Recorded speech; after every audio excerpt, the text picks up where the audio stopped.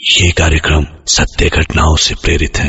जिनके साथ ये घटनाएं घटी उसकी वास्तविकता उन्हीं तक सीमित है। भूत प्रेतों और असामान्य विषयों के होने पर चैनल कोई दावा नहीं करता और ना ही प्रोत्साहन करता है। कहते हैं जो दिख जाए वो सच है और जो होके भी न दिखे वो रहस्य। कुदरत में न जाने ऐसे ही कितने रहस्य हैं। बचपन में दादी से दूर गांव की पुरानी हवेली में रहने वाली डायन की कहानी तो हम सब ने सुनी है, पर क्या ये डायन, ये चुड़ैल, ये प्रेतात्मा वाकई होती भी हैं?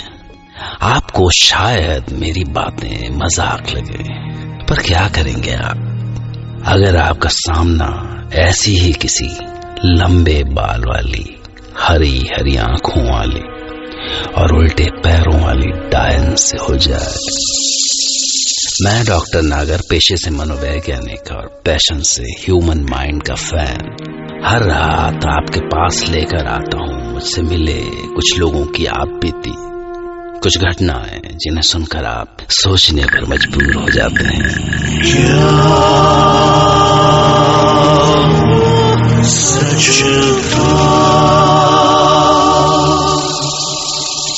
आज हम सुनेंगे पुरानी दिल्ली में रहने वाले असलम मिर्जा की दास्तान। असलम, जिन्हें लगता था कि डायन और चुड़ैलें सिर्फ किस्से कहानियों में होते हैं, शायद।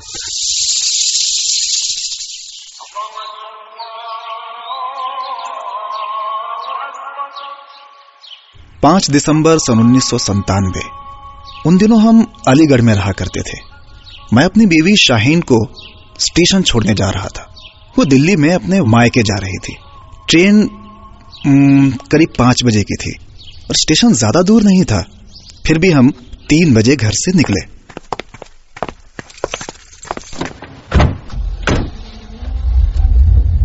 बहुत कोहरा था उस दिन, एकदम विजिबिलिटी नहीं थी। मेरा एकदम भी मन नहीं था कि वो जाए, पता नहीं क्यों, पर इस बार कुछ अजीब लग रहा था। कुछ तो था जो खटक रहा था। हम स्टेशन पहुंच गए थे। ठंड काफी ज्यादा थी। मैंने शाहीन को ट्रेन में बिठा दिया था।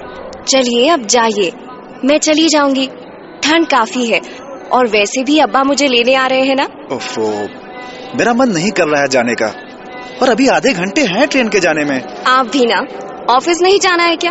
और देखिए नमाज का भी टाइम हो रहा है। चलिए अब जाइए, मैं पहुंच के अब्बा से फोन करवा दूंगी, कहा ना।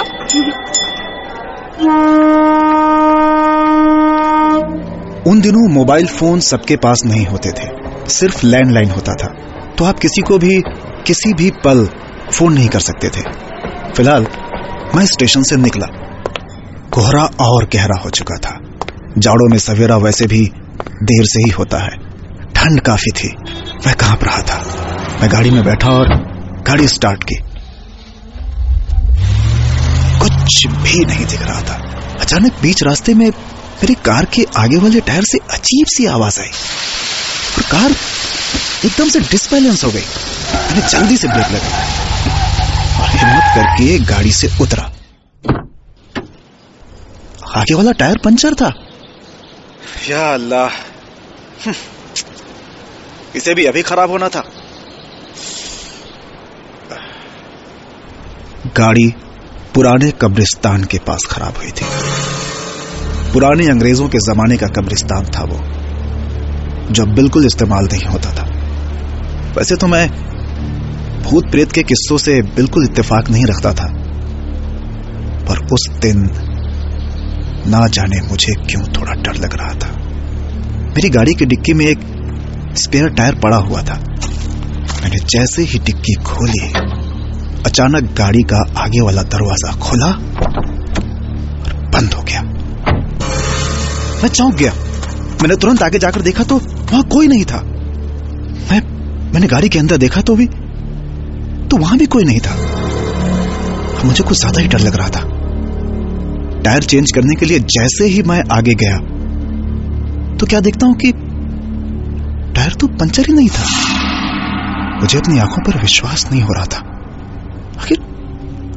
आखिर ये कैसे हो सकता है?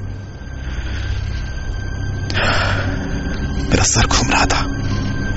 शायद मुझे वहम हुआ था या मैं नींद में था, पर फिर भी ये कैसे हो सकता है?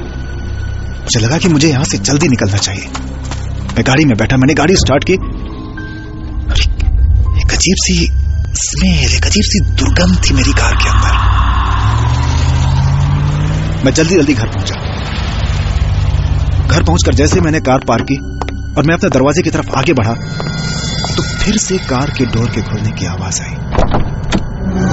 मैंने मुड़कर देखा, क्या हो रहा था? ये कोई नहीं था वहां पे। मैं तुरंत घर के अंदर घुसा और मैंने दरवाजा बंद कर लिया। मैंने एक लंबी सांस ली। उस भयंकर ठंड में मुझे पसीने आ रहे थे। सवेरा हो गया था, ऑफिस का भी समय हो रहा था। मैं जैसे ही नहाने के लिए बाथरूम में घुसा, अचानक से डोरबेल के बजने की आवाज आई। मैंने दरवाजा खोला तो क्या देखता हूं, अरे शाहीन, तुम ट्रेन पे नहीं चढ़ी? क्या हुआ? सब ठीक तो है ना? और ये तुम्हारा हाथ इतना ठंडा क्यों है? और तुम मुझे हेलो, तुम मुझे ऐसे क्यों देख रही हो? अरे कुछ बोलती क्यों नहीं भाई? नहीं, कुछ नहीं। वो मेरा मन नहीं किया, अजीब लग रहा था, सो मैं ट्रेन से उतर गई। तुम्हारी तबीयत तो ठीक है ना? चलो डॉक्टर के यहाँ चलते हैं। नहीं, कहीं नहीं जाना है मुझे। अच्छा ठीक है, मेरा मन भी नहीं था कि तुम जाओ। चलो मैं अब्बा को फोन कर देता हूँ कि तुम नहीं आ रही हो, नहीं तो वो परेशान होंगे। कुछ नहीं करोगे तुम, कुछ नहीं करोगे तुम। क्या हो गया शाहीन? कैसे बोल रही हो तुम? नहीं, वो मेरा मतलब था कि मैंने स्टेशन से उन्हें फोन कर दिया था। अच्छा, ये लो, ये फोन भी डेड है। पता नहीं क्यों, पर मुझे उसमें कुछ अजीब सा लग रहा था। ये वही शाहीन थी जिसे मैं कुछ देर पहले स्टेशन छोड़कर आया था। वो खुद ही तो घर जाना चाहती थी। उसने पहले तो कभी ऐसा नहीं किया था। यही सब सोचते सोचते मैं उस दिन ऑफिस आया। काम में मन नहीं लग रहा था। शाम जैसे ही हुई मैं घर आ गया। घर अंदर से बंद था। मैंने कई बार डोरबेल बजाई, किसी ने दरवाजा नहीं खोला। मुझे अब टेंशन हो रही थी। मैं खिड़की की तरफ जा ही रहा था देखने की, अचानक से मैंने देखा कि शाहीन मेरे पीछे खड़ी थी। असलम। शाहीन, तुम बाहर हो? तुम बाहर हो तो दरवाजा किसने अंदर से बंद किया? रुको, मैं पीछे के दरवाजे से जाता हूं। ओके। ये सब क्या हो रहा था मेरी कुछ समझ में नहीं आ रहा था। आज सवेरे मैंने नमाज भी नहीं पढ़ी थी। मैंने अंदर से दरवाजा खोला। मैंने सोचा कि शाम की नमाज का वक्त है, शायद ऊपर वाला ही कुछ राह दिखाए। मैंने शाहीन से बोला कि शाहीन, जरा कुरान पाक देना। पागल हो गया है, कुरान पाक मंगवा रहा है मुझसे। नहीं असलम, दिमाग खराब हो गया है। ये सुनते ही जैसे उसकी रगों में खून दौड़ गया। उसकी आंखें बड़ी हो गई, चेहरा लाल हो गया और वो ना जाने किस तरह से पता नहीं क्या क्या बड़बड़ करने लगी।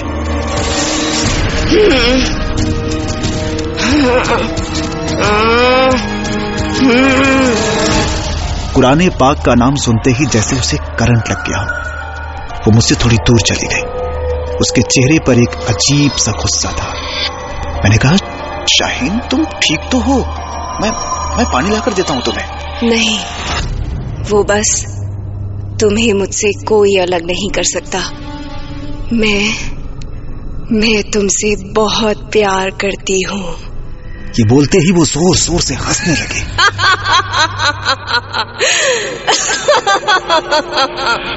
अजीब सी भयानक हंसी, और रात तो जैसे तैसे कट गई। अगले दिन मैं उठा तो वो मेरे सामने बैठी थी। मैंने पूछा, तुम सोई नहीं? मैं सोती नहीं हूँ। ये कैसे अटपटे जवाब दे रही थी वो? कुछ तो गड़बड़ थी। मैं बाहर गया और तुरंत मैंने शाहीन के घर दिल्ली में फोन लगाया।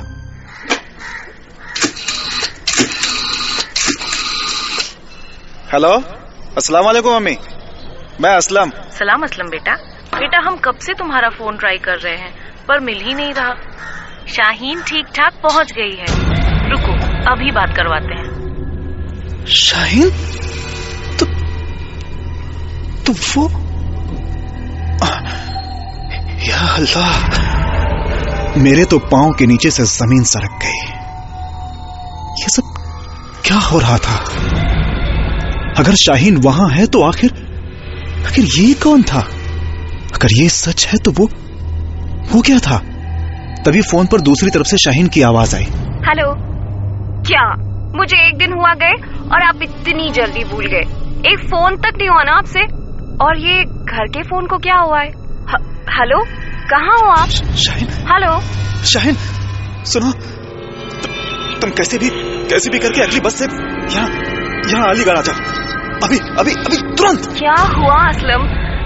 सब ठीक तो है ना? शाहीन, बस प्लीज तुम अगली बस से आ जाओ, मैं बाद में बताऊंगा। अभी बात करने का समय नहीं है, प्लीज। अच्छा ठीक है। समझ में नहीं आ रहा था कि क्या करूं। अचानक मुझे याद आया कि शाहीन एक पीर बाबा के पास काफी जाती है, पुरानी मस्जिद के पीछे। क्यों, ये तो नहीं जानता, पर मैं भागते हुए उधर गया। बाबा ने मुझे पहचान लिया था। बाबा को मैंने सब कुछ साफ साफ बता दिया। फिक्र मत कर बच्चा, अल्लाह हम सब का इम्तिहान लेता है। तू पाक बंदा है। आ देखते हैं किस रूह का साया है तुझ पर और तेरे घर पर। मैं बाबा के साथ चल दिया। शाहीन को फोन किए काफी टाइम हो चुका था। मैं उसे अकेले घर नहीं जाने देना चाहता था, सो मैं पहले बस अड्डे गया।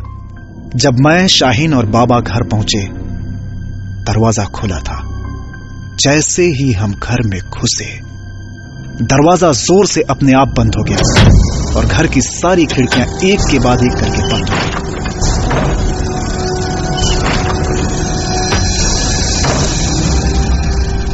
बिस्मिल्लाहिर्रहमानिर्रहीम।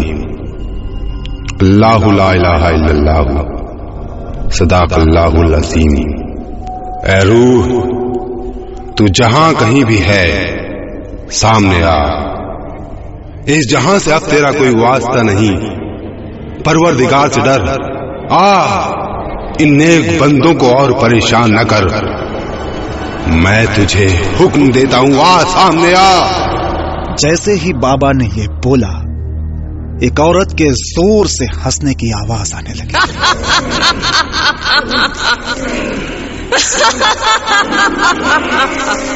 और शाहीन की हमशक्ल औरत हमारे सामने आकर खड़ी हो गई, जो देखते देखते एक भयानक डायन में बदल गई।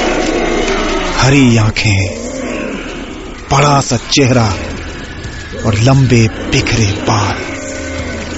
वो चेहरा मैं आज तक नहीं भूल सका। अचानक से तेज हवाएं चलने लगी और तेज तूफानी बारिश भी शुरू हुई।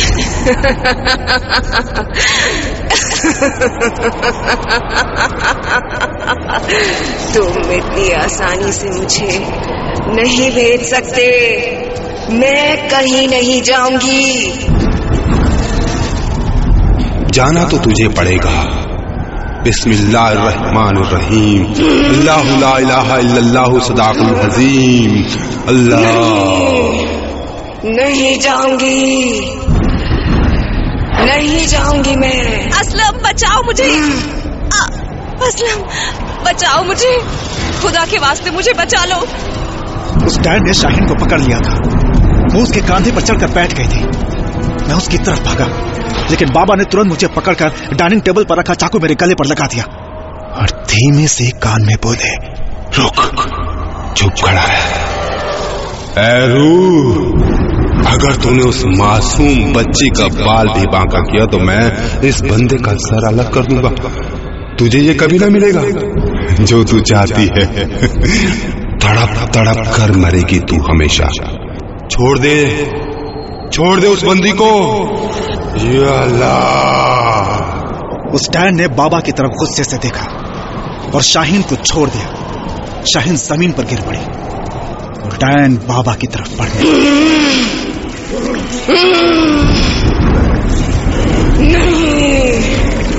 जैसे ही वो बाबा के पास आई, बाबा ने तुरंत मुझे छोड़ दिया और अपने झोले से एक छोटी सी बोतल निकाली। या अल्लाह, या अल्लाह।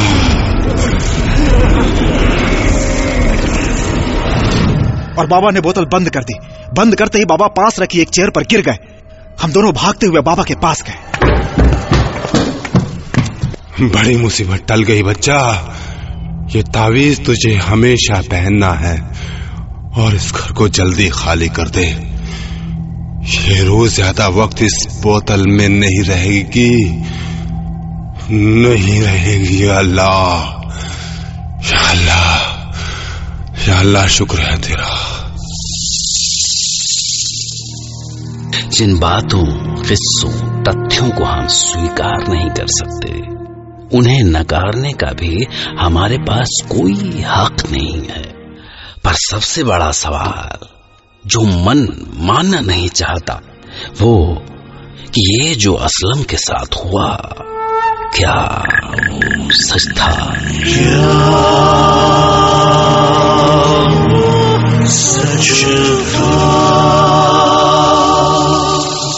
खैर, मैं डॉक्टर नागर कल रात आपसे फिर मिलूंगा एक नई सच्ची घटना के साथ। तब तक के लिए take care of your mind. Good night.